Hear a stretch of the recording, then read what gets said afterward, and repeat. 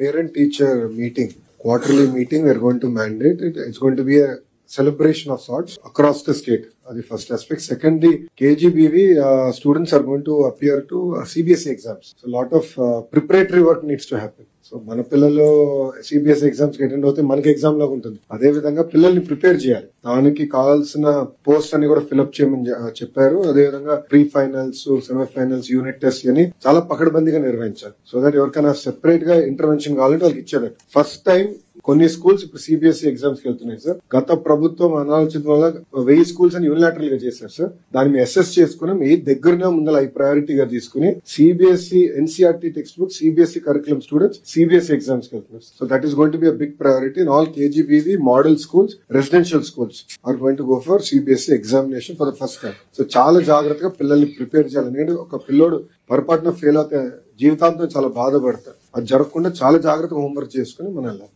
ఈ రెండు మా సైడ్ నుంచి